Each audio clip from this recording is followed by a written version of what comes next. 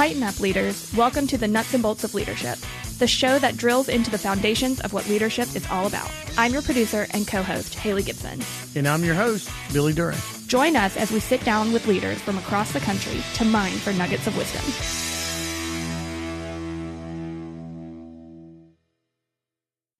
All right, everyone, welcome into the meeting room. Today, we're going to be talking about leadership because this is the Nuts and Bolts of Leadership podcast.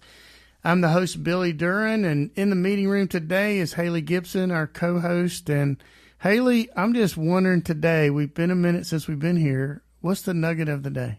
Well, for a podcast, this is probably something that some of our listeners do, and it's 2 times speed. So I am a 2 times speed listener. And on TikTok, I'll speed through and watch at 2 times speed on my TikToks too. But the danger in that is that sometimes when I'm talking to somebody in real life, if they're not talking fast and I'm not getting to the point, I start to notice it. And I start to notice a little bit of, that irritation for not, coming through a conversation faster than I think. Are you trying to tell me something? No. What I'm saying is that the way that we interact online sometimes influences the way that we interact in real life. So especially with our listeners to the podcast, I would encourage you to try to listen at the normal speed. And see how you feel about it and kind of settle into that, get comfortable with being uncomfortable. And especially for listeners who are those 2 times speed listeners, you might catch something that you might not have caught at 2 times. I'm just thinking that I'm old school and I'm going to stay with the 1 time speed. I actually only knew about that there was a different speed to listen at just real recently, and I tried it. It sounded so funny that it was more distracting than actually the content. So Hali, I'm excited today. We have Mike Mortensen, who is the president and CEO of ARG Industrial. And Mike and I have been trying to get together since we met last summer out in California. We were at a conference together. And I just love Mike's energy. We were just actually talking after one of the breakfast sessions or the lunch sessions, and we just kind of hit it off. So I'm really excited about Mike being on the podcast with us. Throughout his career, Mike's been involved in every aspect of the company's growth, the transformation, including company culture, digital transformation, been involved in acquisitions. And Mike, it's our honor to welcome you to the podcast today. Yeah, thanks for having me. I'm honored to be here. Well, we love to have what you've written in your bio, Mike, as lifelong learners. It's one of the things that we talk about a lot. And your energy around culture and building your team is something I'm really looking forward to getting into today. But just to kind of get us set off here today, tell us a little bit about what it is that makes Alaska Rubber, now ARG. What does it make? What is it about it that makes it such a great place to work? Well, how long do we got here, Billy? So ARG Industrial, which is our new trade name, we rebranded almost 2 years ago now. Started out as a single location operation in Anchorage, Alaska. We were called Alaska Rubber and Supply. And, we're one of our primary verticals, or our only vertical at that point, was in the hose and fittings industry. And when I started, I was some college kid that had moved to Alaska and kind of fell in love with Alaska, and I needed a reason to stay here. And so I was looking for a job and kind of hired on, sweeping the floors and doing the menial tasks. And as I got to know the company and looked around, I thought, man, this is really cool. We do more than just provide parts. We do custom fabrication. And we're taking many pieces from different manufacturers and putting them together to create solutions for our customers. And they really depend on us. And it seemed like we were providing a lot of value. And so I thought, man, this is something where I could be professional at. And I come from a family of parents that were in the medical profession and relatives that were in business. And so I kind of knew that I needed more. I needed more than a warehouse job. And as the company started to develop, I thought, man, this is something that we could really, we're the professionals. We know more about what we do than anybody else around. And the fact that we could figure out ways to solve our customers' problems, that you could use multiple ways to get to a solution for them. So I was able to be creative with the product and the process. And I developed these customer relationships and I really fell in love with it. And then the business started to grow. And in 2005, there were several of us that were thinking, man, like, okay, we're going to do this. We've been doing it for a decade or longer. Maybe we should do our own thing. And our former CEO, she reached out to the ownership, who was absentee. They hadn't been, involved in the business for several decades, and said, hey, I think now's the time to sell. And we went through all the, kind of the rigmarole of how that would look and partnership agreements and all that stuff. And it just didn't feel right. And she brought up the ESOP idea. And so that's where it took off. And we formed the ESOP in 2006. And even though I kind of felt like it was ours because ownership was absentee and we were really given a lot of latitude to make the decisions that we wanted to do about the location, we were still kind of stuck right there in that little store. And with the ESOP, we said, hey, the sky's the limit now. And so this core group of people really got on board, and we decided we were going to grow it. We started doing acquisitions, and we started some greenfields. And we really just started spreading out and seeing what we could really do with this thing. And so, here we are in 2024, and we've got 13 locations and over 200 people, and we're 100% ESOP, and things are clicking right along. I've got frontline folks that have nice retirement balances. We've retired a few people, and we look forward to the future. So. We try to keep a real bootstrapping culture here, even though we've gotten bigger, and we have structure around the business that we need based on the size that we are. But we try to move quick.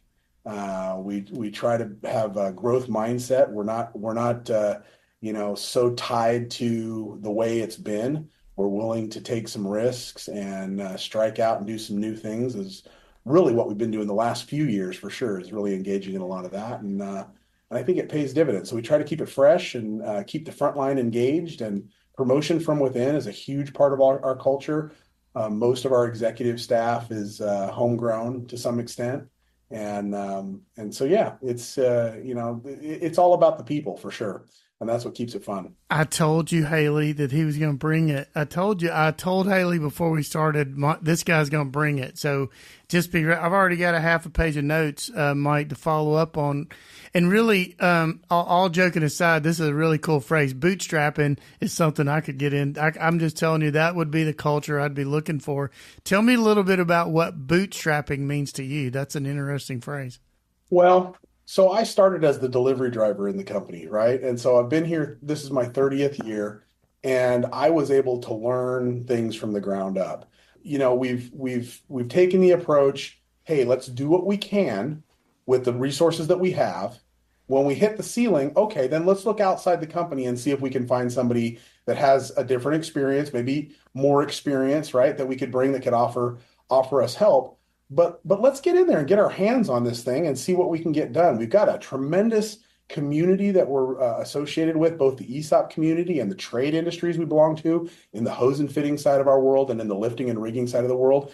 In the preview here to this show today, you were talking about UPenn, and you were talking about some of the people that you're associated with. And man, we have such a network of great people that we're associated with that are more than willing to reach out and give us advice. And we've tried to do the same thing in our industry, to try to share the things that we've learned, those best practices. And so I think there's just so much that empowered distributors can do without having to reach out to consultants and spend all this money and all this time. Really, if you're curious, you can get your hands around it and do a lot of it yourself. I love that, Mike. And we have similar stories. I was hired to sweep the floor. So we have a similar story in that, knowing all parts of the business all the way through the business, and how beneficial that is to you as a leader and how we see the company. We may see the company different than a CEO that comes in as an established business and, sort of a change agent. We're kind of a grow agent. We've grown into the roles that we're in, but even that, you're still developing as a leader. And, part of the content of what we want to cover here on the nuts and bolts of leadership is we want to tell emerging leaders what that looks like. So on your journey, how did you make time for, or how did you start purposely or very intentional develop as a leader of people? How did that work for you? Oh, well, like most people, you get really good at the job you're doing, and then somebody that is supervising you says, "Here, you need to take care of these people."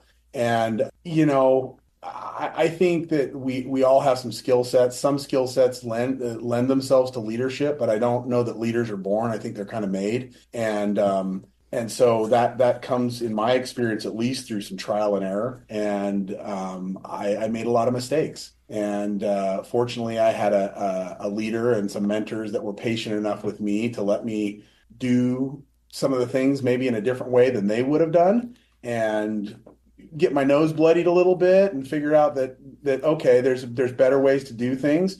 So because of that, I have a real passion for letting people own their position, right? And I'm more than willing to give them advice, and we can have all sorts of conversations about performance and where I think that they can do better. But I really want people at all levels in our company to be able to have a similar experience that I did, right? Is being developed within your job and having the opportunity to grow all the way throughout your career. I didn't come into this job with the skill sets that I have now, and I don't plan on leaving this job with the skill sets that I have now. It's that lifetime learning and that growth mindset and the realization that we can do new things. We don't do them alone. It takes a team to get it done. And as a manager, as a leader, quite oftentimes the hardest part for me has been taking my hands off the wheel a little bit and going, okay, I know that I'm really competent at this thing, but now it's time for me to let that person become competent at that thing.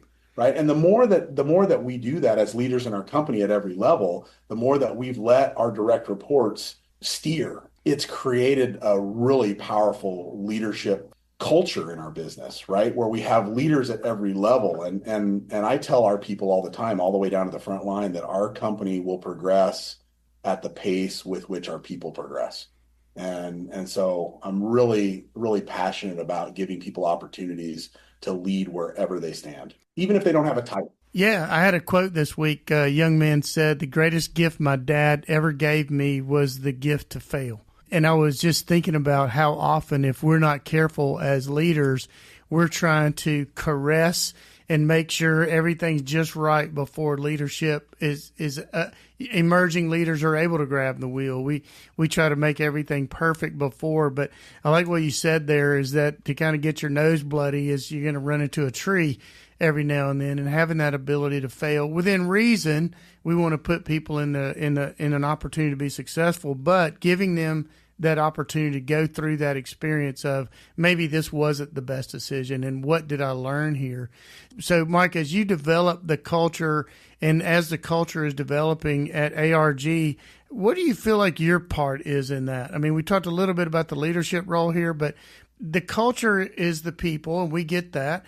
What is your part, or what is the CEO's part in developing and fostering a culture of ownership? Yeah, so that's a great question, Billy. We run our company on EOS, and so because of that, I sit in the visionary seat, and that's something that really fits me well. I spend a lot of my time imagining and dreaming and thinking about where we can go and what we can do, and I really feel like that's how things get done. Like I tell our people, like you think about it until it's so real that you can smell it and taste it and see it, and then your hands get busy, or your mouth gets busy talking about what you see and think and believe, and then the hands get busy doing it, and that's how everything happens.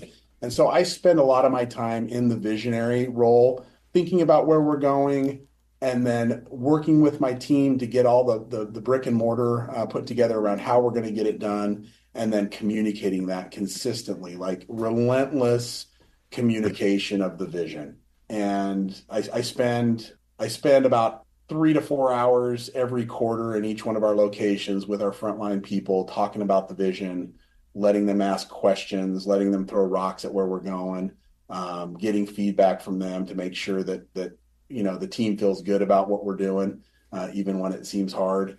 And so that's my primary role. And then on the leadership side of that, where the rubber meets the road, so to speak, is allowing those team members to own their job, to make mistakes that cause learning, but to help them avoid the fatal errors, right? Any big catastrophic mistakes. And I can only see what I can see with the experience and the eyes that I've had. So I'm super blessed to have a really great team of executives working at our company that are just as passionate about all this stuff and help me with that. Two things I didn't miss where the rubber hits the road. I didn't miss that little play on words there. That I didn't miss that. And number two is it's interesting when you talk about how the people at your company actually acted as owners even before you moved towards employee ownership, and how you're still cultivating that. And we talk about this at our company, that the ESOP almost was an enhancement to the culture. It didn't define the culture. The culture was defined well before the ESOP. But again, it's one of those things, as you described it, how you go and communicate. Yeah, we talk about this. The vision is where we're going. The strategy is how we're going to get there. And then the last most important part is, here's your part. Here's the part you're going to play in making us successful. And I'm glad that you explained it that way, because oftentimes we just say we have to communicate the vision. We have to communicate. But you actually told us how you do that. You go to the locations. We say that culture is not built from the grandstands. You got to go out on the floor. You got to go out in the field.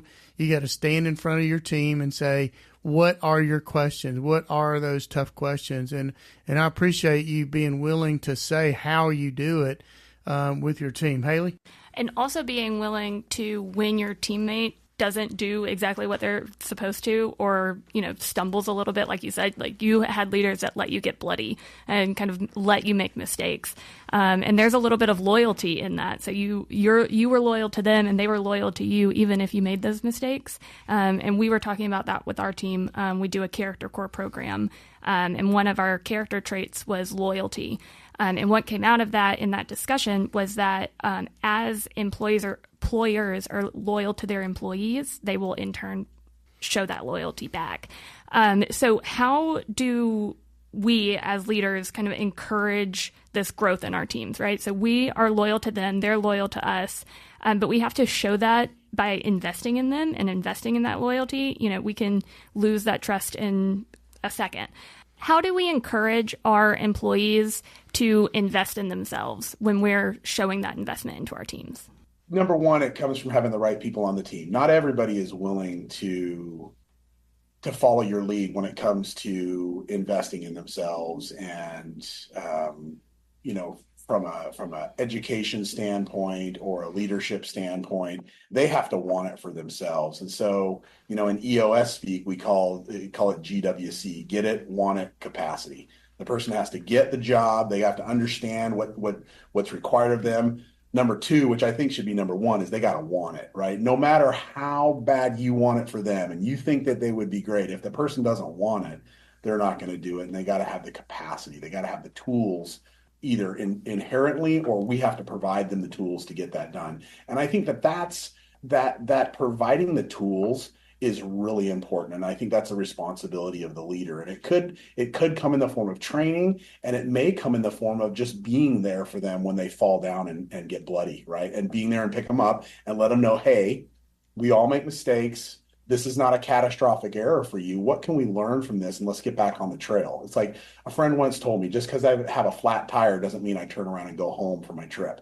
You get a flat tire, you change the tire, you get on down the road, right? And so so many employees in companies now feel like if they make a mistake, that they're going to be judged, that they may be demoted, they may even be dismissed.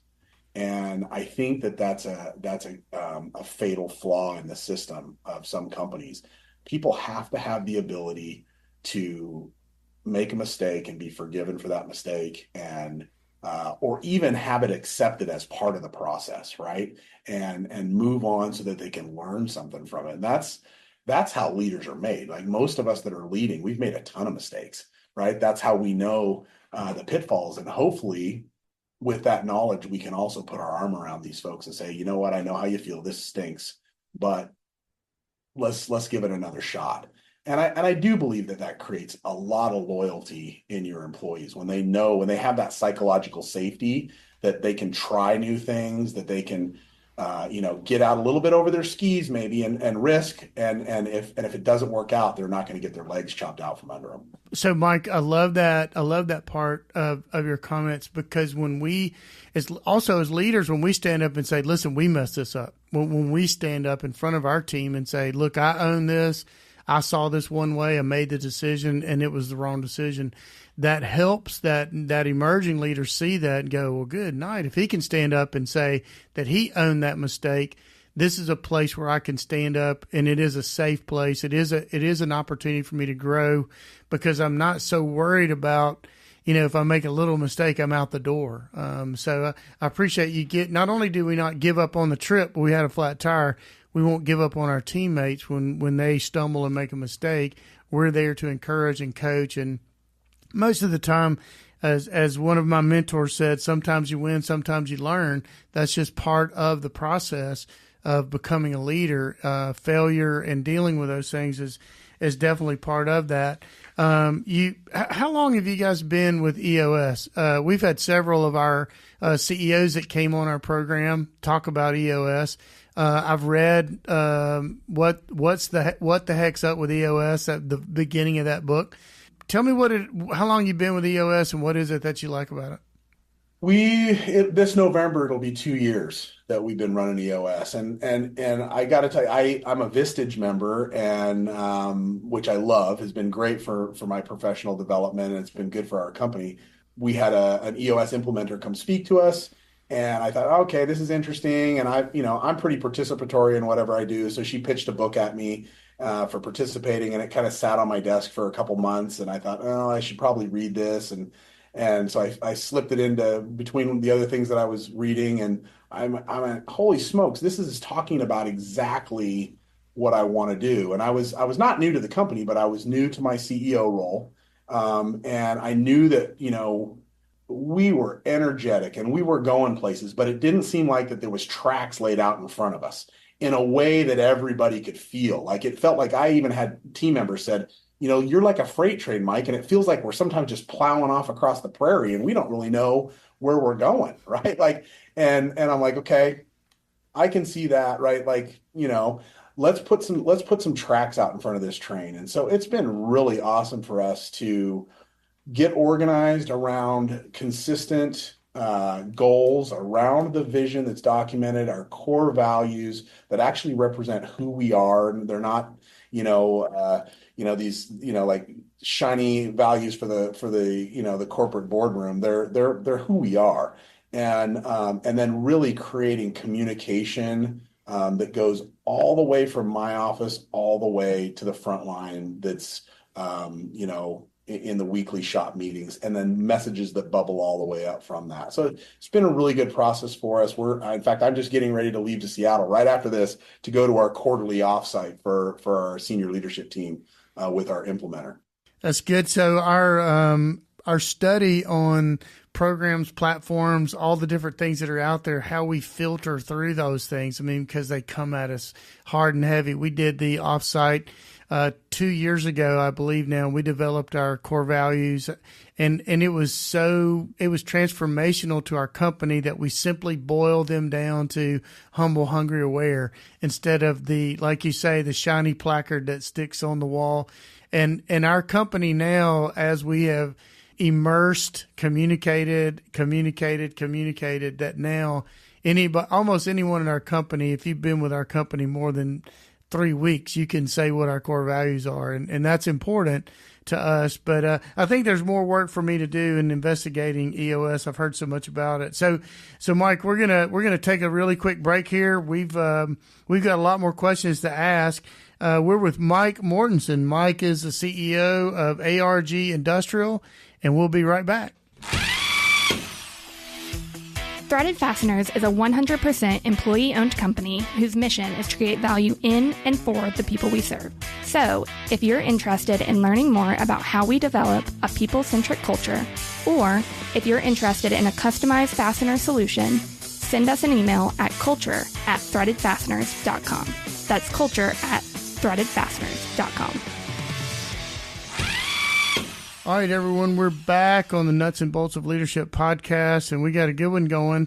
Mike, when we left, we were talking about the things that you're doing in leadership development and your communication platform.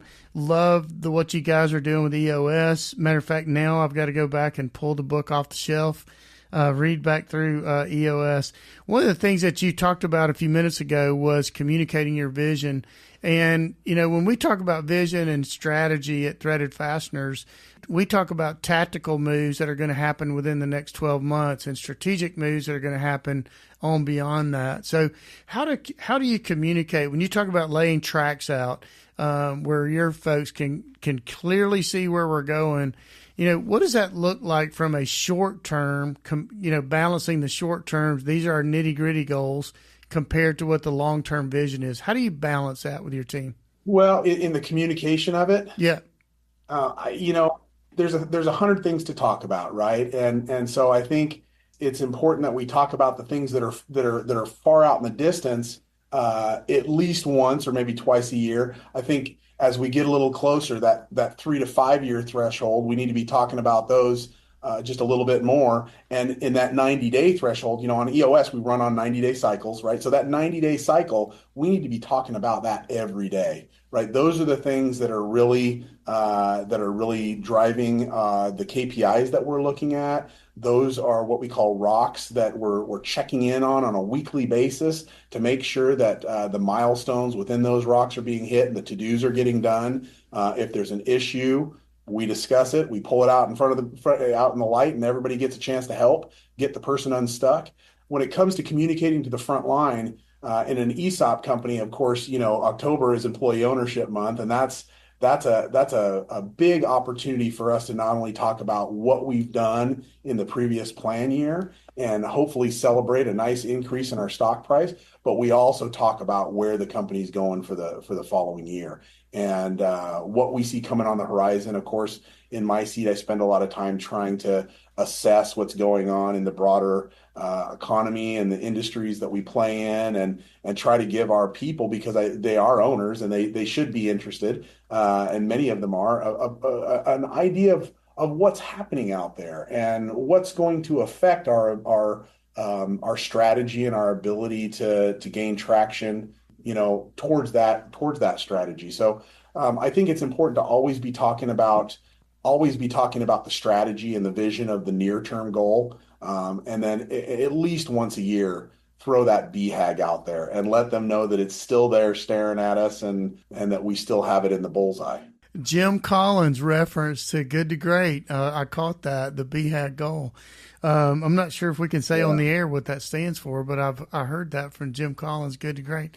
So Mike, just to change directions a little bit, everybody's talking about AI. It's almost in weekly. I'm hearing it maybe daily down the hallway. We were talking about before we got on the air today with our engineer, and AI is becoming such a big part of the digital transformation that's going on. What are you guys doing? Because, you mentioned in your bio, you were part of the digital transformation. How are you guys looking at AI, and what does it mean to your company, sort of from an impact standpoint?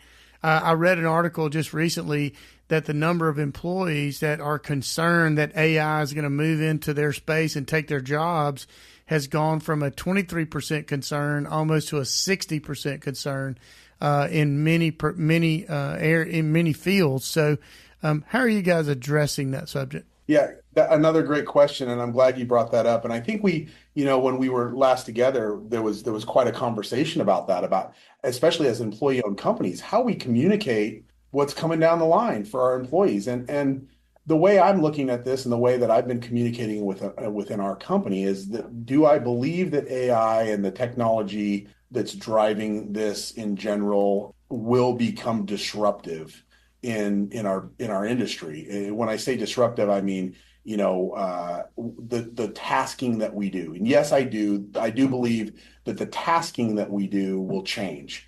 Do I think it's going to replace jobs as in people? I don't think it's going to replace people. In fact, I think the technology that's coming is going to allow people to be more human and focus on the tasks that we really as human beings drive value into whatever organization that we have, our creativity, our spontaneity, our humanity, all of those things. That's the magic of any business, right? You can buy a warehouse somewhere and fill it full of stuff, and until you have people in there, it's not a business. It's just stuff.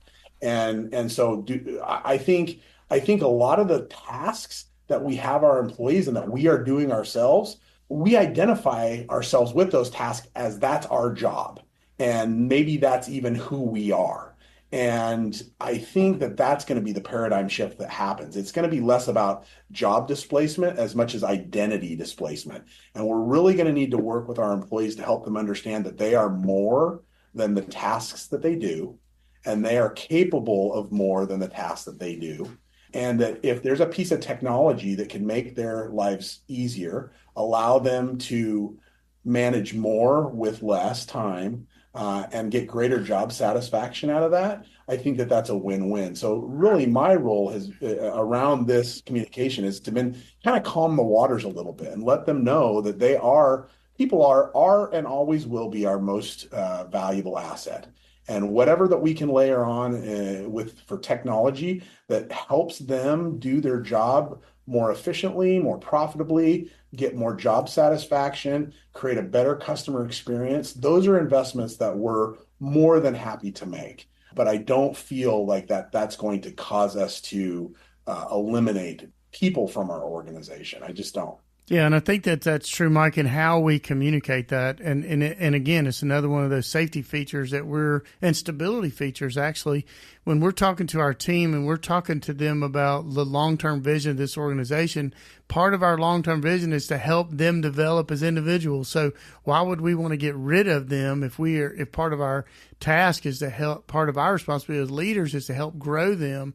But I do think that it is on occasion our responsibility, particular senior leadership, to say, listen, we're not trying to get rid of jobs. We're trying to make your job more effective, to be able to grow and expand your experience here at our company. But there is that faction out there that sort of plays against the idea of, hey, we're going to get AI in here so we can run you off. We're going to get automation in here so we can run you off. That's just not the way, particularly employee ownership culture works, because I know too many CEOs and their heart is to serve their people, and I can hear it. I can hear it in your heart. So I appreciate you saying that, and how you actually dove straight at it. It's actually contrary to what a lot of the AI news is. You are comforting them, and instead of scaring them, being scared around this idea. So I appreciate that. Haley? That psychological safety is so important when it comes to AI, or really when it comes to any part of life, as an employee and as a leader at an employee-owned company, or any company for that matter. Earlier, we were talking about how you moved to Alaska and kind of fell in love with it. And I know you've lived there for 30 years. And I know right now, when we're talking, the sun is out, 23, almost 24 hours a day. But in the winter, it flips, and, it's dark for, 23, 24 hours a day. And a lot of that kind of impacts what's called seasonal depression. And that kind of influences how employees work, or how they're feeling during the winter time. So can you talk a little bit about how you encourage employees to prioritize themselves, especially during those time frames?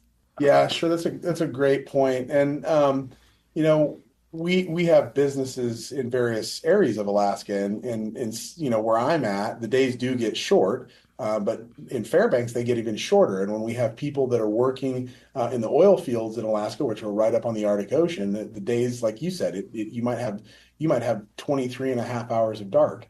And so you have the summer that balances that out, and there's definitely seasons here in Alaska, and you do kind of get into a rhythm.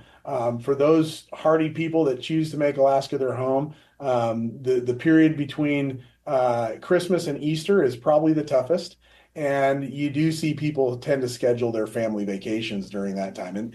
And people, we have direct flights to Hawaii from here and direct flights to Phoenix, and lots of people get out of town and go and get some vitamin D. Staying busy and staying active is a big part of staying, physically active is a big part of staying psychologically and mentally healthy. I believe that's been one of the things that I've employed over the last 30 years to try to, feel good in the wintertime. And we encourage our employees to get out and stay physically active, whether it's, just exercise or actually getting out and enjoying, the sports and the activities that we have here in the wintertime, which there's lots and lots to do. But it is something that we all struggle with, and I don't feel like employees come to work and are a different person here than they are at home. And I've always told them that this is not this is just what we do for work. We're super passionate about what we do and the business that we're building and the success goals that we're chasing. But in the end of the day, I would never ask one of our employees to give up their own personal health or their family relationships, or anything of that nature, for the benefit of the company. That's not how life works, right? And getting back to your question about loyalty earlier, Haley, I think that really plays into the culture of loyalty that we've been able to build here. But so when it comes to the wintertime in Alaska, we definitely give people a lot of room to take time off, to get out and get a break. And we've grown. So Alaska now is about half of our population. It's less than half of our locations, about half of our employees. So we've got lots of folks in Washington and Oregon and Idaho and beyond. So that's really cool. And you don't think about the challenges from place to place, but that's a challenge most CEOs don't have to deal with the darkness for those many hours. Well, by the way, Mike, it's 110 heat index today here in Alabama. What's it like in Anchorage today? It's a beautiful 68-degree sunny blue skies. So that's the trade-off, right? So we don't have any humidity. We got some mosquitoes, but other than that, not too many bugs. I've rarely seen it in Anchorage anyway, above 80. Fairbanks gets triple digits in Fairbanks because the sun just kind of goes in a circle in the sky up there and heats everything up. And but it's a trade. It's beautiful here in the summer. We tell people that come in the summer, don't tell anybody about it because everybody will move here. But that's the trade. Full dark. That's right. I actually, when we were there in August with a friend several years ago, the paper said it's going to be another scorcher, 66 today in August. It was August the 2nd, a scorcher at 66. I actually thought about calling the paper and told them what a real scorcher actually looks like. So Mike, we're coming kind of to the end, and I've got several other questions I'd like to get in with you, and I'm going to put these two together. You have a long and great career already, and I know that you've got a lot of energy still in the tank. But when you look back now on, what is it that you kind of are most proud of, sort of that legacy piece for you, and then what's next? What's next for Mike Mortensen? What keeps the water pumping for you and ARG? Well, I guess the thing that I'm most proud of is being involved in the transition, the original acquisition and the transition of the company that I kind of started at and fell in love with to an employee-owned company. And just to see the blessing that's been in the lives of the employees, myself included. And not just from a monetary standpoint, Billy, but from an opportunity to really open up kind of the lid on business and getting our employees involved in really what it takes to run a business outside of the technical expertise that we do in our specific industry. That's been huge. I mean, for our folks that get involved and take responsibility and get the opportunity, it's really the best MBA program that anybody could go through. And so that's probably the thing that I'm most proud of is the culture that we're creating and the ability to pass that blessing on to others. As far as what's next for me, I feel so blessed to have learned the things that I've learned and been exposed to the great people in this business and other businesses that I've been able to learn from. But I'm pretty involved in giving back to the industry right now. So our big trade association, the Association for Hose and Accessory Distribution, I've served in committees for many years, and then about 4 years ago, I was asked to serve on the board, and I got moved to the executive staff. And next year I'll be taking over the presidency of that association. And through my working on committees and my passion for the business and for people from the front lines to get involved, I've really, like, my mission has been to turn the association from kind of one that was very focused on principles in the business and kind of having a golf tournament and stuff and coming together to really something that's built for the employees in the member businesses, and trying to get them exposed at an earlier stage in their career to some of these things that'll not only develop them as people but professionals, and move them down the path towards success. So I've been really excited about doing that. I don't know what's beyond that, but I'm sure I'll stay involved in the industry. Well, I can tell you got a lot on your plate. And when you think back on people that have influenced in your journey, Mike, who are some of those mentors that you think about that comes to mind for you? Who had an impact on your leadership journey?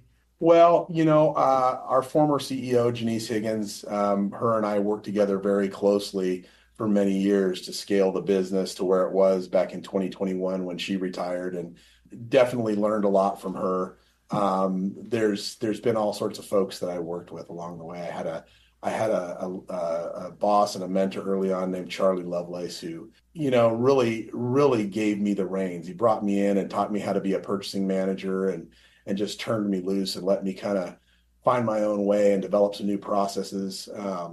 Recently, like I'd say within the last 5 to 7 years, there's a gentleman out of Annapolis, Maryland named Rob Lyons, is in our same industry, and he kind of put his arm around me and brought me into the industry's largest buying co-op, and exposed me to a bunch of really great people, and has given us some resources to help grow our business. And he and I are very kind of cut out of the same cloth, and so it's been great to have an industry friend and mentor that you can bounce things off of.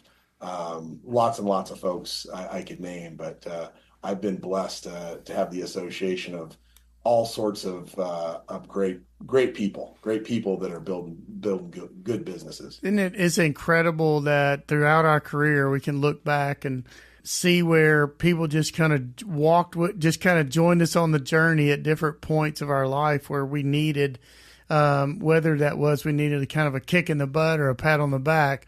I just believe that the Lord sends people into our life to help us on our journey. And I'm so appreciative of you saying that, particularly, those people being called by name, because they've made an impact on your company because they made an impact on you. And they are direct contributors to the success of your organization.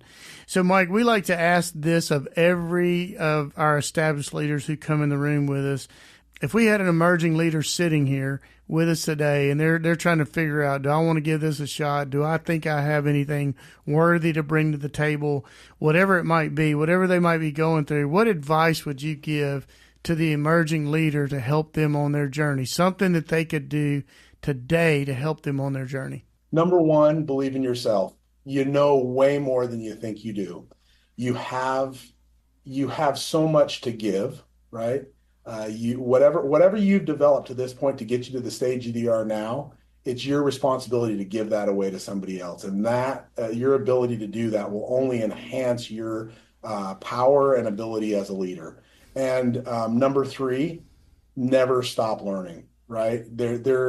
Keep a growth mindset. You've been great to get you to the point that you're doing now, but find somebody else that's doing something that you never thought you'd be able to do, and ask them to show you how to do it, right? There's just so much to life. There's so much to experience. And I think that's why we're here is to be able to experience the richness of life and everything that's going on around us. And there was a point in my life several years ago where I just recognized that I was playing for guaranteed wins. And that's not how to move forward in life, right? Be open when somebody says, hey, let me show you how to do this. Even if you don't think you can do it, give it a shot. You'd be surprised. Well, I'll tell you, the reason we started this podcast was to have comments and building these nuggets of wisdom, just like you just laid on us. And we created this podcast so that our team would be exposed to leaders like yourself. I know that your team will be listening to what you have to say, and I'm sure they've already heard these things before. So I appreciate you dropping those words of wisdom on us. And the last thing, you've mentioned that you are an avid reader, so we like to put links to the books that are mentioned on the podcast. We've already got EOS. But other than that, Mike, what's on your bookshelf? What are you reading today?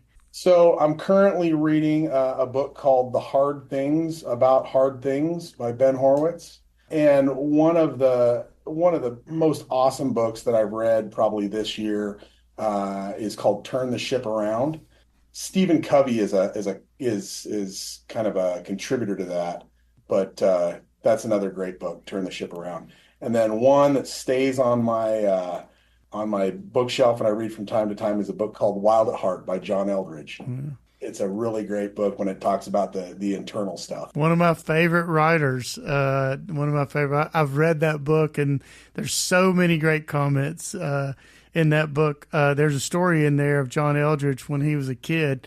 He went into his grandfather was buying some BBs for him for his BB gun, and the guy across the counter said, "Are you sure you want to buy BBs for this young boy?" And when he said, his grandfather said, "This is my grandson. He knows how to shoot because I've taught him how to shoot." He said he walked out of that store and he felt like Wyatt Earp.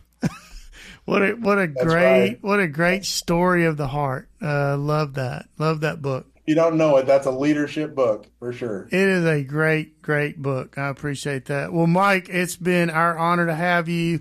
I mean, good night. I've got 4 pages of notes here. Hali and I get to sit in here, and I think Johnny mentioned one day, our engineer, we're getting a PhD in leadership just by doing the interviews of these great leaders. So we appreciate you taking time and being on the podcast with us. Yeah, thanks for having me, Billy and Hali. It's been great. Yeah, and if you ever make it up to Alaska, please look me up. I'll point you to some fun stuff. All right, Hali and I will be right back with some closing thoughts. All right, Hali, what a great episode with Mike Mortensen. It's crazy that I haven't talked to Mike in a year, but remember as soon as he started talking why I liked him so much and all the energy. I do have my notes are littered with just one-liners. So I wrote down bootstrapping. There's no question about it. I'm going to figure out how to get bootstrapping into a conversation today. I'm going to read more on the EOS thing. I've read some things about EOS, but one of the things that I really liked about what he said when he was talking about having a flat tire on your vacation, it doesn't mean that your vacation's over. You got to fix a flat tire and keep going. And oftentimes I think that sometimes when we run into difficulties, we take it as a sign to quit instead of pushing through. So I appreciate Mike and how he expressed that. A lot of energy on the episode today. How about you? Yeah, this was a fantastic episode. And I love when I can tell that we're taking the same notes, because when he said bootstrapping, I could tell that we were both writing down the same exact thing. One of the things that I got, my biggest nugget takeaway is don't play for guaranteed wins.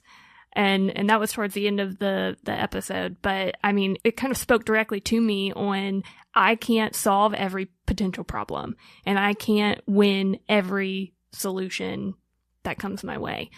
So taking risks, looking at everything from 30 different angles isn't always the way to go, but don't play for guaranteed wins was great. And the book, The Hard Things, I'm not familiar with this book, but I'm going to look this book up. I was just thinking about that on the way in. Kevin Elko, one of our favorites, he says often, we're not built for the calm. We're built for the hard things. And I was thinking about it today. We're built for the challenge. And I appreciate Mike coming on the show and looking forward to catching him up, maybe taking a trip out to Anchorage one day to do a little fly fishing if I could pull that off on my schedule. So, Hali, till next time, tighten up. Tighten up.